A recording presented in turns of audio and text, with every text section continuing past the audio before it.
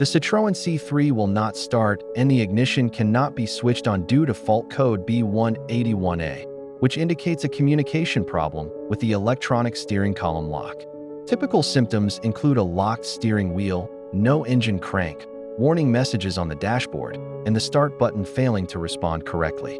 Common causes include a weak battery, faulty steering lock module, damaged wiring, poor electrical connections, or CAN bus communication faults.